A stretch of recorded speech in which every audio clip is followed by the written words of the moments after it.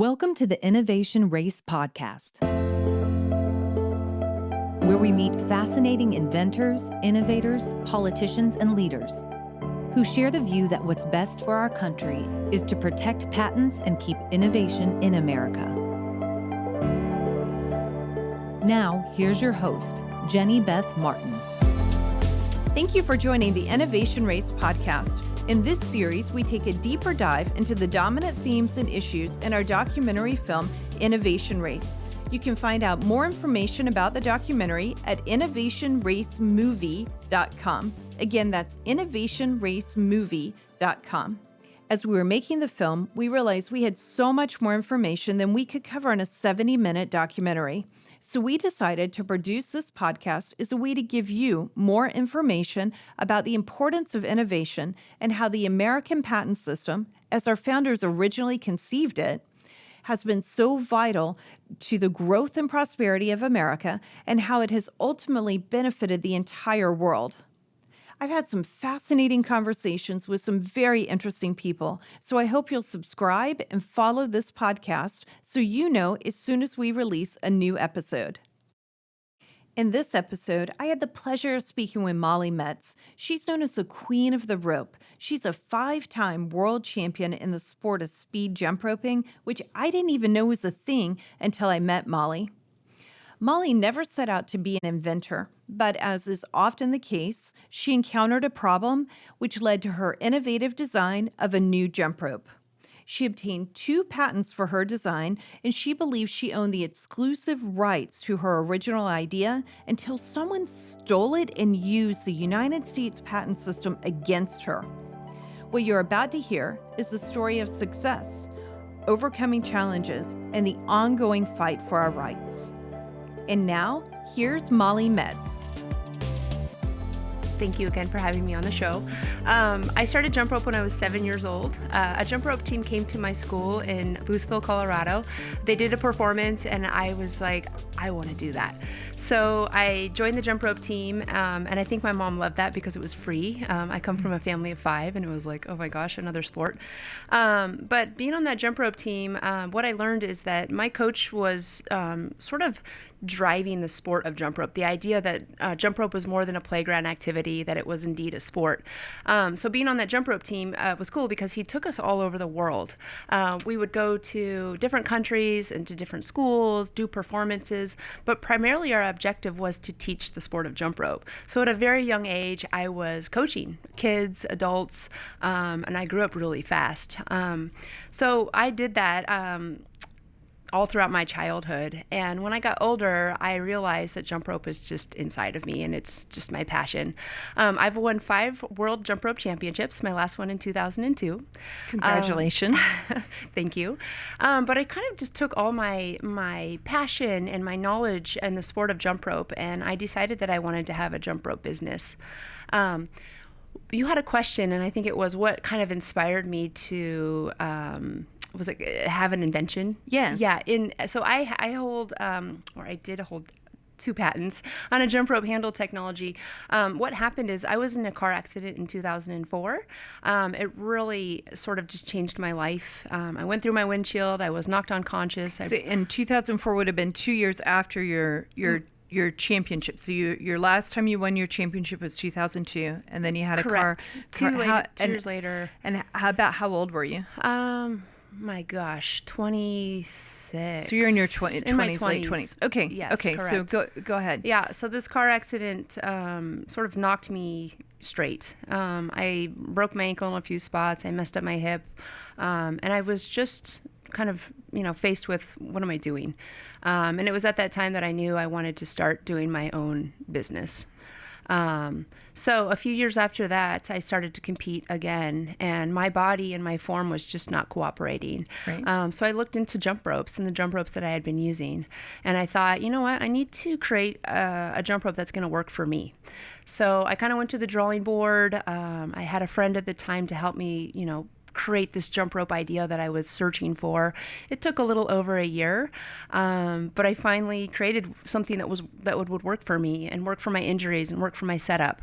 And What does that mean? It works for you. Like I when I think of jump ropes, I think of what my kids had, which is like a little, rope tied to handles. Yes, and that's such a good question. So what works for me is I am a speed jumper. I like to jump rope really fast. The fastest you can go, you're going to win. So meaning what works for me is with my injury, I felt crooked. And I felt like the jump ropes weren't accommodating to my crookedness, right? And I wasn't able to revolve the rope fast. And there was just problems. There was, like you said, the handle for little kids, it was just kind of coming out of the handle. That's too much range of motion for somebody like me. Okay. Yeah. So I wanted something special, like, a specialty rope. Right. I had no intention of creating a jump rope for anyone but myself. Okay. And I did that, and I was proud of that. It was at that time that other jump ropers on the team and, my friends from all over the world, they're like, what is Molly using? What is this cool jump rope? So my friend and I thought, you know what, let's take this to an attorney and see if this is an innovation, right? Something, right. It sounds like my friends want it. So we went to get an attorney, and we filed for a patent in 2008. I received my first patent in 2010, and in 2012, the second one. Okay. Yeah. Now, and you did that so you could sell the jump rope, I guess, or do something more with it so you could maybe commercialize it and maybe be able to reap some benefit to the investment of time you had put into this. Yes, but I have to tell you, when I put myself back into the time when I filed for the patent and when I got the patent, I wasn't thinking about that. I was thinking about how cool it was I got a patent. Okay. Me as a jump roper, yeah. Okay, as an athlete, not like someone who you would think of as a quirky inventor that sometimes people wind up thinking inventors are. Right. I'm just a jump roper who loves my sport, and I created something really innovative. Okay. Let's delve into that, and then we're going to come back to patents for just a minute. So okay. Innovative. When we talk about innovation, what we really mean is taking something that exists and making it better, or taking something that exists but it doesn't work the way we want it and making it solving a problem with it. Right. And there are a lot of different kinds of jump roping, right? Like you said, speed roping. I talked about like when my kids were little, but I can think of video on TV with like kids in the street doing all sorts of tricks and stuff with jump roping. Which is what I do as well. Yeah. Oh, so cool. jump rope has all those different entities, right? So we have, like you just said, the kids in the street with the double Dutch ropes, or if you have what we call a freestyle rope, which is you want to do crossing skills and gymnastics and all sorts of things in jump ropes. In jump rope, I said jump ropes. But the tools, the ropes that we need for those entities are much different than the ropes that we need in speed training. Yeah. Okay. So I guess I don't know what question I'm answering other than there's different ropes needed for all these different offerings in jump rope. And there are different little iterations of the rope or innovations to the rope that have happened, and you've contributed to that. Right. And my specialty is in speed jumping. So I thought, okay, I'm going to make this rope really special and really fast and really perfect for speed jumping. I wanted to go faster. And win. Right. Yeah. Very good. Okay. Yeah. All right. So then you went to an attorney and you just talked about how cool it was that you got a patent. What did you think a patent means? First I thought it meant that I was really smart. And I was like, oh my gosh, I'm just like the coolest person. I invented something. Right. I mean, I thought that was great. And then I realized I opened up my online shop, and I'm like, I can have protection on my invention. I don't think anyone knows how, popular your invention is going to be. I had no idea. I thought I'm going to sell my jump ropes to jump ropers, our small little market. Like to speed jump ropers. Totally. Right. Yeah. But what happened about a year or two into me selling my ropes, there was hundreds of companies popping up all over the world selling my technology. And I felt kind of cool about that. Like, it was like, wow, people like my technology. And were they paying you royalties to sell your technology? No, not at the time. This was a lesson for me to learn. It was, again, here I have this product and I'm like, what do I do about this? Right. How am I supposed to stop this? So it was around 2012, I started reaching out to companies and saying, look, this is, my patent, this is my technology. Some of the companies stopped. And one of the companies in particular, Rogue Fitness, they're the number one, manufacturer in CrossFit and in strongman. So I emailed the owner of Rogue Fitness and I said, hey, I've heard that you want to carry my product. So they were actually not infringing at the time. And he said, yes, I love your product. I've been wanting to source it. I want to work with you. I want to license it from you. Let's do this. Emails. I have all these emails. Okay. Yeah. And I thought, great, I'm going to work with Rogue. So we went back and forth, and after a couple of emails, he said something like, I already have these jump ropes coming over from China. Let's get this thing going. And I thought, okay, I don't really want my product made in China, and that's not really what I wanted. So things went silent for a couple of months in terms of our negotiations. And then I got a social media alert from Rogue that says, hey, our new jump rope is out. And I took a look and I was like, this is my jump rope. He launched it. And I wrote him and I said, Bill, what's up? I see that you have launched a new jump rope. And he's like, talk to my attorneys. Okay, now hold on. We need to go into that because you talk to your attorneys. That's pretty serious. But how did you know it was your jump rope? How did I know? We've got your jump rope right here. Let's explain to us what is so special about your jump rope. You've got one. Show people. And so what's special about my jump rope is that, so a typical jump rope, the cord is going to come out of the handle. Okay. So what I've done is a dual bearing system, and I wanted the cord to face downward. So if you think about it, you want the jump rope to be around your body. Right. Right. And so if it juts out this way, right, we're going to have a lot more rope to kind of wave around the air. So it's not going to be efficient for speed jumping. Okay. Yeah. So we have the bearing system, and then, so I've changed that direction of the cord. And then on top of it, I have an articulating eyepiece, which is really crucial, right? We don't want any wear and tear on the wire. We don't want it to break. We don't want it to kind of, right. cut. And on top of that, I also don't want the wire to have that full 180 degrees. So we kind of reduce that. Okay. Yeah.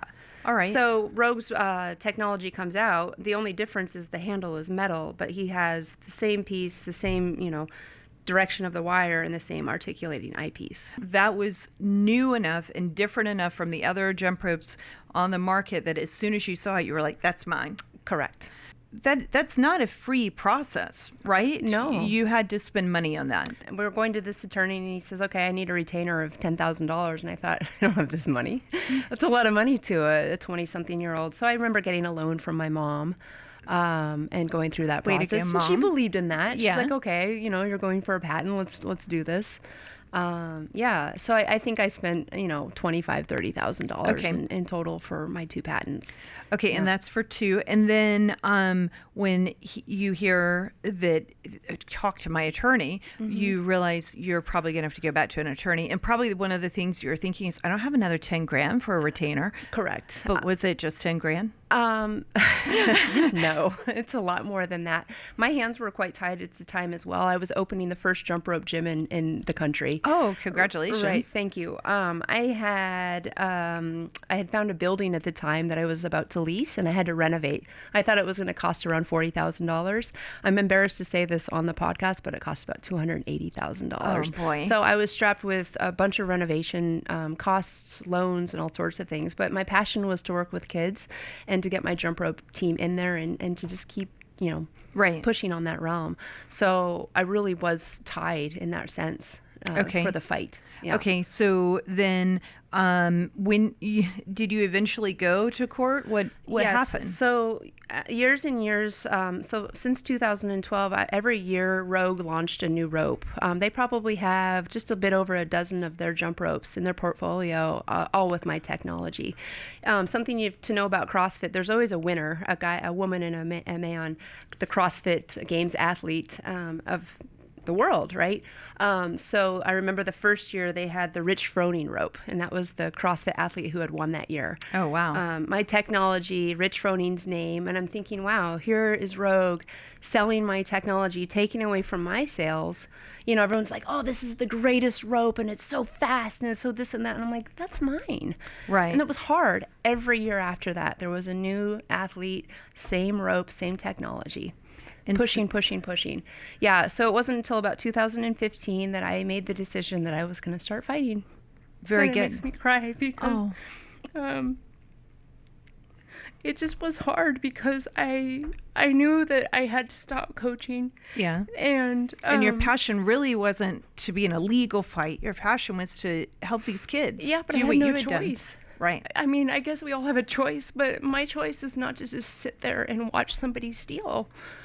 Right. So I met my husband in 2015, and I said, look, I'm going to close down my gym. Wow. And I did. I had a CrossFit gym at the time. I closed that down. I closed down my kids' programs. I gave my team away to another coach.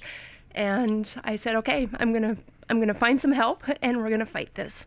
And you're a competitor by nature. I'm a You're competitor by nature. World champion. Yes. Jump roper. So you were ready to take this challenge on. I was ready. And what happened? Some good things happened in the beginning. My attorney and I started fighting with some smaller infringers, some Amazon shops, some smaller fitness companies. And we got our bearings, in the sense of, we went after them, we fought, we set up some licensing agreements, and we're like, okay, we have some good steam ahead, or good fight with us. Sorry, my words are baffling right now. It's okay. And so that was a 2 years that we did that to kind of establish those grounds. Because you had to defend it. Yes. Right. Okay. Yeah. And so we decided in 2018 to go after Rogue. Okay. Yeah. And you still have all the emails, I have the all documentation. the emails. It was my assumption that when we served Rogue with infringement, that I was going to have a time in court and a jury and evidence and all my emails. Right. And I thought, okay, this is a no-brainer. They willfully infringed. Because we grow up thinking we're going to have a trial by a jury of our peers. Of course. Right. What happened? So what happened was when we served them, I was told first that our court was not going to happen, or our hearing was not going to happen in Colorado, where I'm from.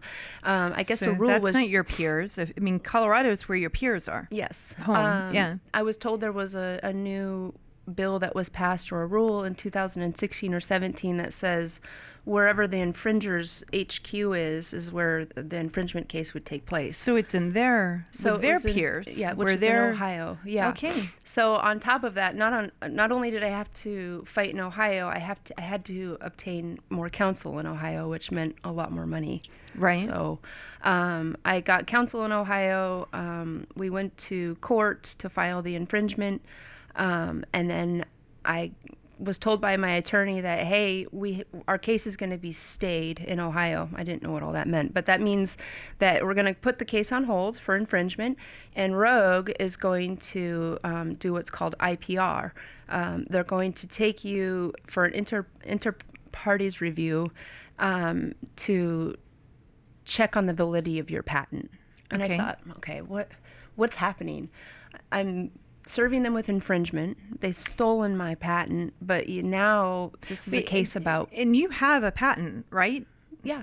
I have a ribbon certificate that says this is my property. So you first start hearing this word, questioning whether it's valid. And you're probably thinking, but I have this official document from the United States of America's government saying that it is valid. Mm-hmm. Who validates the patent in the first place? I guess the USPTO. And who winds up ultimately invalidating the patent? The USPTO. Yeah, that's kind of confusing, isn't it? Yeah. Did they not do their job? I mean, that doesn't make a lot of sense, I right? have a list of questions I have for these guys. I bet you do. And I think that's my journey right now, is to kind of figure that out.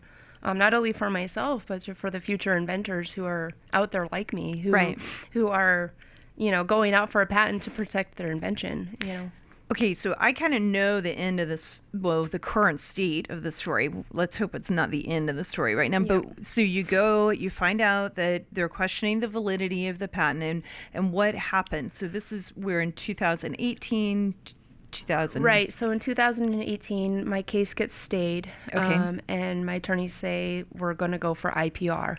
But don't worry, you have good patents. So we're going to do this process. The PTAB, it's called the PTAB, the Patent Trial and Appeal Board. I kind of call it the death panel of patents. Sure. That would be accurate at this point. Molly, it's okay. You have a valid patent. They're just going to go through their checklist of things, and this will all be fine. But in order to do this process, we have to hire an expert. And I thought, okay, we'll get an expert, and $150,000 to get this person who is going to kind of go through my patent and kind of break it apart to show that it's valid.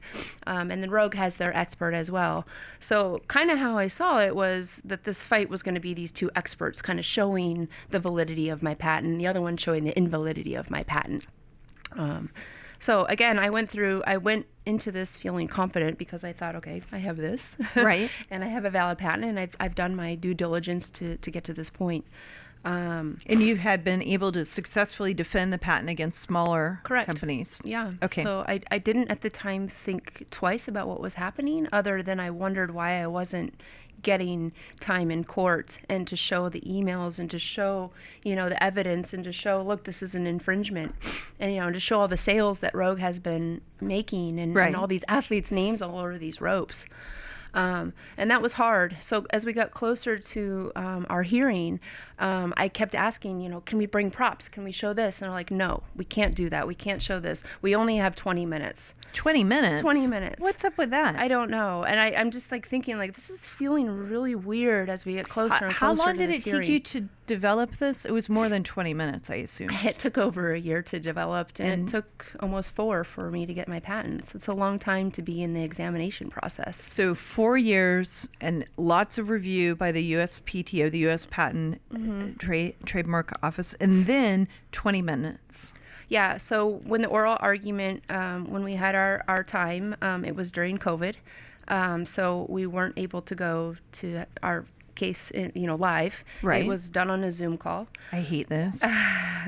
They're not the best. Yeah, you don't get the feeling or the energy of the person and the people. So it's done on a Zoom call. I recall the 3 judges being there, and one in particular, there's this dog barking in the back. They're at home. And I'm thinking, wow, my life's work is on the line here, and I have a yapping dog in the background. Doesn't seem like they were even taking it very seriously at that point. No, not at even all. if they were, the perception is that they were not. Mm-hmm. Yeah, it was really hard to watch that. In our oral argument, there was a topic brought up, and that was towards Rogue's counsel. The judges said, hey, somewhere, you're saying that Molly's patent has an issue of winding and that she solved that. Where in all your papers can you show us that? And the attorney's fumbling through all these papers, and he's like, well, and then he stops and he goes, well, when your hands do this and you're jump roping, the cord will wind upon itself, and and we're just kind of sitting there laughing because the reason of my jump rope wasn't to solve a problem of jump rope winding. And so I'm just kind of like, this guy is crazy, right? They're coming with all this crazy reason for me to make my jump rope. These judges have got to see this, right? They don't even have, they can't find it in their paperwork that there's a reason of winding in this jump rope, and I fixed this problem. Even with the cheap little dollar store jump ropes, I don't recall they have a lot of winding I've issues. won 5 world championships prior to my jump rope, and they've never wound upon themselves. Okay. And so here I am. I must be the smartest person in the whole world to solve the problem of winding, which I didn't. That's kind of the point. Right.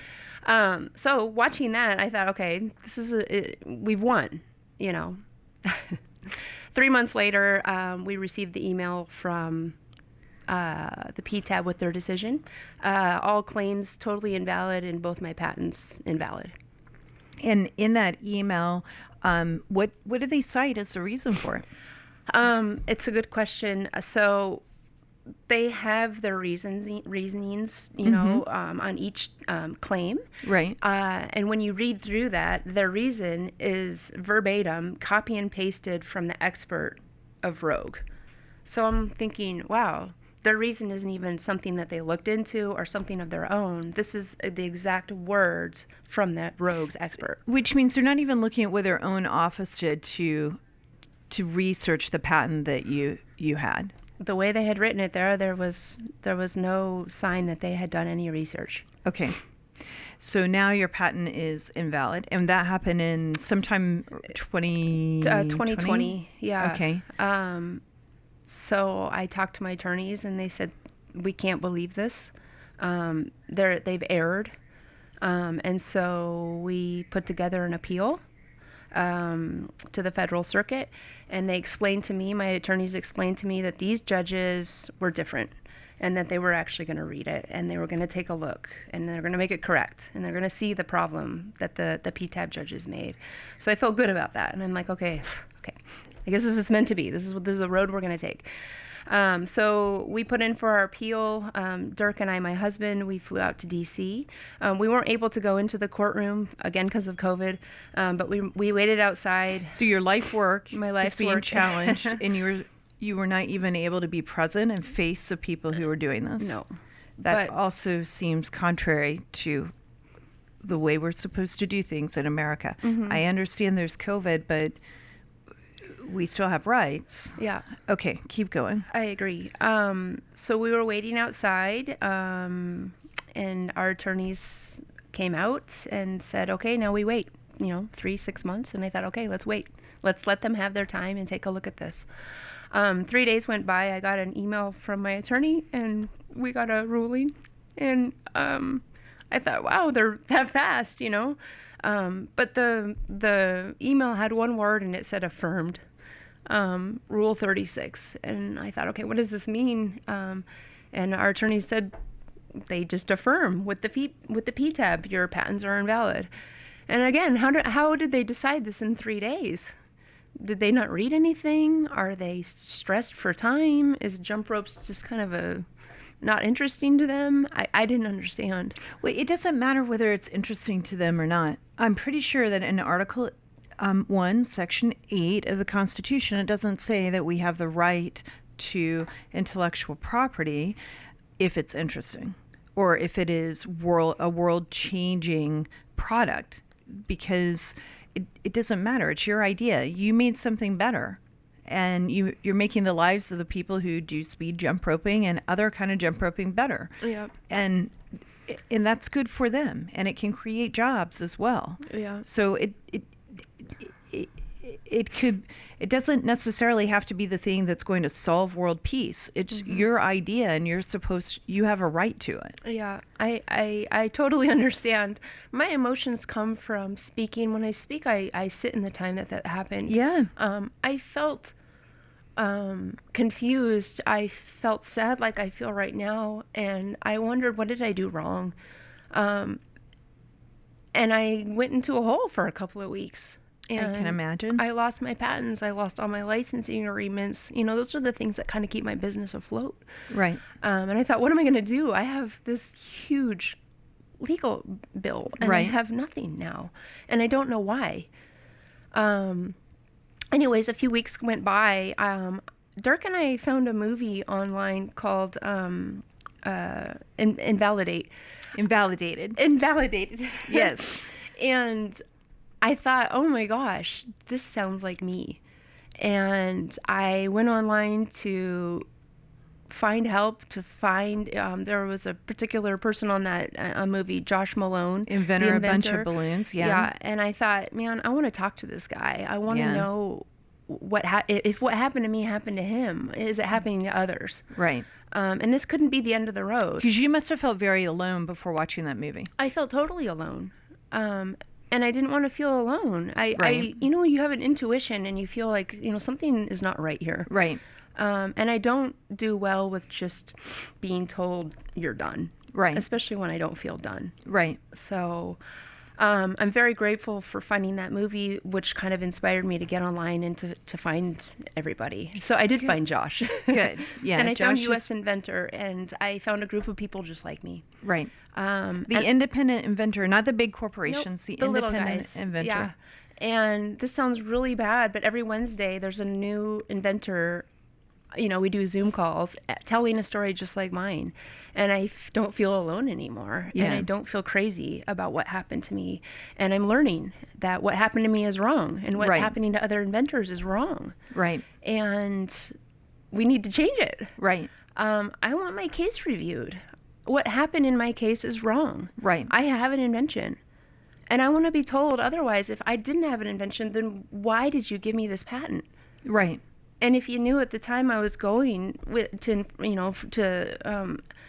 tell my infringer that they're infringing, that you knew at the time, then just stop right there. Yeah, it would have saved you a lot of money, It would have them a saved lot me of a lot of money. time and Well, money. I mean, I think Yeah. they benefited from your invention, so I don't know that it would have saved them money. They actually benefited from it. Yeah.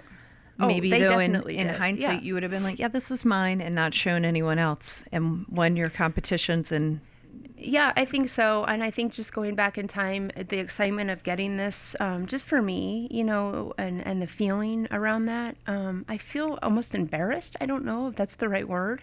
I just wish they would have never given it to me. I would have been fine just selling my product like you said. And if people stole it, they stole it. It was rightfully so. At that time, I wouldn't have had this patent, and Right. it would have just been what it was. And right, but you did what you thought was the right thing to do to protect. which took a lot of time and a lot of money. Right. I don't know if this is kind of a little kick in the pants, but I think it was about 6 months ago I got a bill from the USPTO for my maintenance fees. It was like $2,200. I paid it. First, I'm very glad to know that Invalidated helped you. That movie, we did that film after talking to Thomas Massey, the congressman from Kentucky, and he talked about how patent rights are protected in our Constitution, that these are rights that are given to us by our Creator, and our Constitution protects them. They are God-given rights to own our own ideas and to benefit from those ideas. Just the way that if you owned a property like real estate, the same kind of ownership applies. And he got so excited about it because he's an inventor. And I said, we have to find a way to tell this story because it's complex, but there's got to be a way to make it meaningful to people.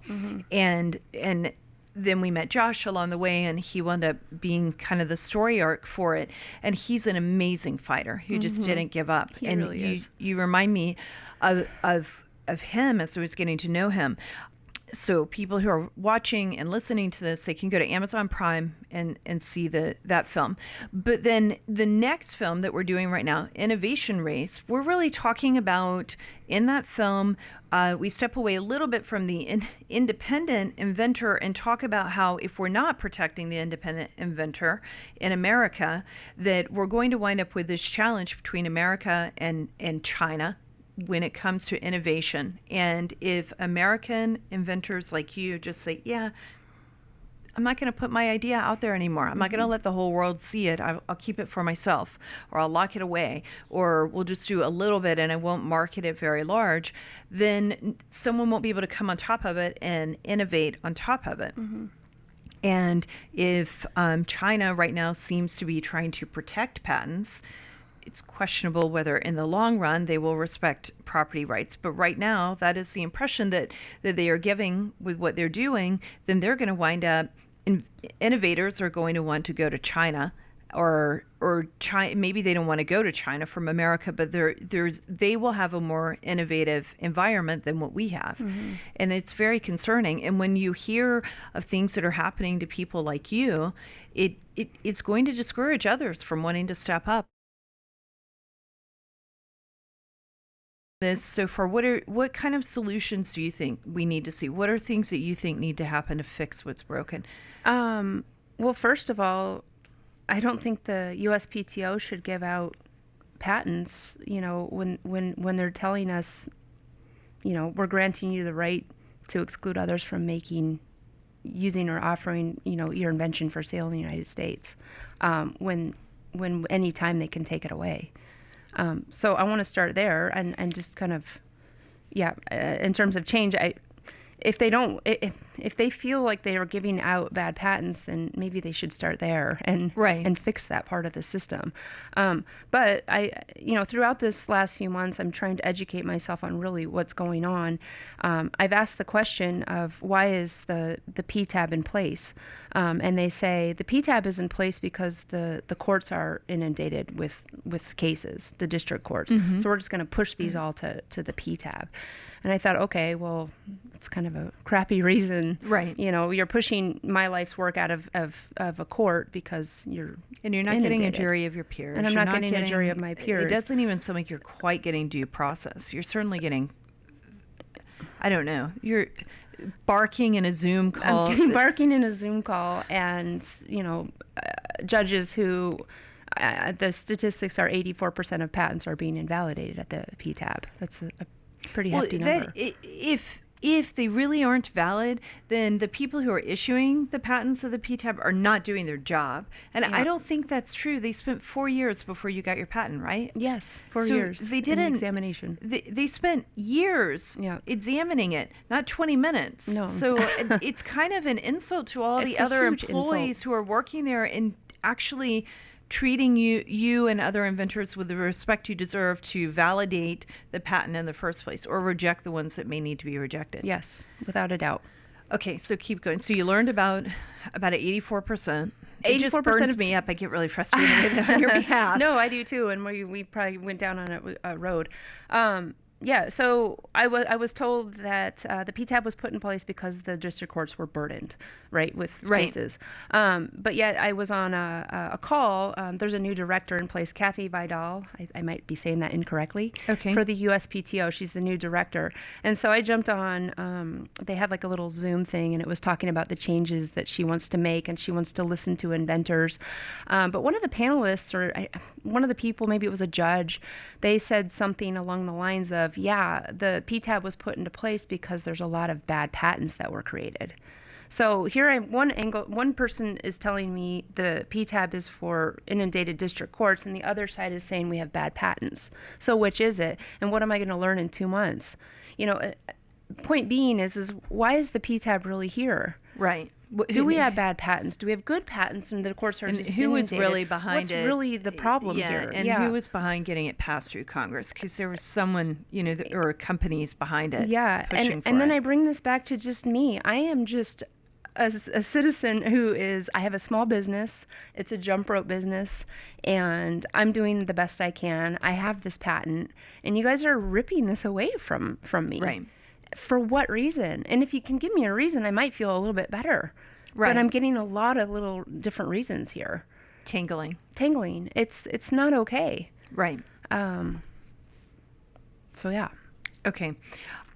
What I think one of the things that I think is important, people who are watching this, they should go and watch our movie Innovation Race. Mm-hmm. They should go back and watch Invalidated as well. It's not out of date. Josh's case has had a good ending for him, and he's committed to trying to fix this problem. He's dedicated his entire life, and his family moved to DC working to try to fix this problem. Yeah, what I love about Josh is that he doesn't come from the background of being an attorney or being in patent law. He's just an inventor too. Right. And it's really cool to see how much he's learned. I mean, I think he knows more than any attorney out there, right? And he just knows everything about the law. What has been hard for me is it's really hard for me to learn all of this stuff. I mean, I'm really focused on my day-to-days and coaching kids and athletes. Right. That I didn't know getting a patent meant that I had to learn about bills. And I've been to Congress now, and I'm lobbying, and I would never have thought that I had to do all this when really all I did was create an invention. Right. I mean, it's putting a lot on somebody to have to now be that, right? And it's just wrong. It is wrong. And again, going back to why am I doing this? I'll do it because I'll do it, and I'll learn it, and it'll take me some time to learn it. But there's a lot of other inventors and business owners out there who don't have the time, And which is why the people who are paying attention to this, the activists of Tea Party Patriots Action, but not just Tea Party Patriots, I hope that this podcast and the film that we created most recently and the other one as well reach a lot of people. And I hope that people realize it isn't about Republican or Democrat or conservative versus liberal. We're fighting for just the average American who came up with a good idea. Right. And you're trying to live the American dream. I and am. It's turned into the American nightmare for you. Yeah. And that might segue into how people can help. And Right. the way they can help is through going through Congress. Right. That's just the way it is. You said this isn't about being Republican or Democrat, but when I go and we go to lobby, it is internally. Yeah, and it that's is. unfortunate. I don't It even know. is. That's a whole another topic, perhaps. But here we are, going door to door to, different congressmen and senators and women. And I don't know if I can say this, but all the Republicans are listening. And I don't know if I should say this either, but I'm going to. But I've been voting Democratic for the last X amount of years. And why aren't the people who I've been voting for listening to me? And then on top of it, they're saying, well, we're not going to support these bills for change because the Republican Party's on here. It's Well, guess who crazy. just lost my vote? Yeah. I'm sorry. And it's not just for that reason. I mean, there's actually other things in life going on, but I'm thinking, man, Right. Yeah. why is this not a bipartisan issue? Well, I will see this in Innovation Race. We have Senator Chris Coons. He sat for an interview. He is in it, and he's a Democrat senator who is on the right side on this issue. I mean, you and he and Thomas Massey may not agree on every single thing to do to get the system righted, but they're on the right side of they the agree issue. there's a problem. They agree there's a problem, Yeah. and they're trying to fix it. And Good. for me, in this sharply divided world that we live in politically, it's good to see that there's at least one on this issue who's willing to work on it.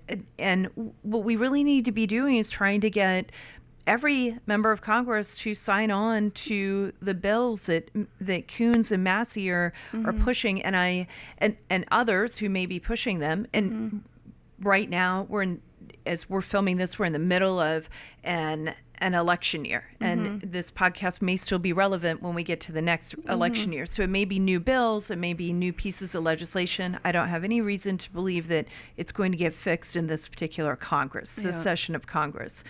But we need to be calling our members of Congress, telling them to sign on to the bills, fighting for the inventor. It's not just because it's a right thing to do for you. It is the right thing to do. It's a constitutional thing to do, but it's also very important for our entire country. Yeah. Watch the films, talk to your members of Congress, and then if they're not sure if they agree or not, ask the legislative aides to watch the film as well, and have them watch it, and after they've watched it, follow up and talk to you. And then you're working with Josh in US Inventor. Yes. Their website, I think, is usinventor.org. I believe so, yes. So if there's an inventor who's paying attention to this podcast, that's how they can connect with you and Josh and other inventors. Yes, and I strongly advise that they do so, that they're going to find some sense of belonging and, just they're not alone. Right. And it's important to rally together. You're protecting your rights, and it's important. You're protecting your patent and your property, but you're also protecting your rights. So thank you very much for having the courage to do that. And I'm glad that we have someone who is used to fighting and used to challenges and used to competition. You're not going to back down. So thank I'm not you. going to back down. Thank you so much for joining us today. And we've already mentioned for the viewers and the listeners of the podcast, for more information about how to help inventors, go to usinventor.org, usinventor.org. And then for more information about the film, go to innovationracemovie.com, innovationracemovie.com. And Molly, you've been referred to as a queen of rope. Molly Metz, the Queen of Rope. Where can people find more information about your jump rope? And if they want to buy it, where could they even go to get it? Yeah, they just go to my company website, which is jumpandrope.com. It's jump with an N, ROPE.com. Okay, Yeah. very good. So jumpinrope.com, and we'll make sure we include all the links in the description. So thank you very much for being with us today. We're going to fight for you. Thank you very much for fighting for our rights. And thank you in the audience for listening today. And please stand up and fight for the inventor, and let's fix America's patent system. The Innovation Race podcast is hosted by Jenny Beth Martin and produced by Kevin Mooneyhan, Lori Heiselman, and Andy Peterson. Luke Livingston directs the video podcast. Innovation Race podcast is a production of Tea Party Patriots Action. For more information, visit teapartypatriots.org. That's teapartypatriots.org.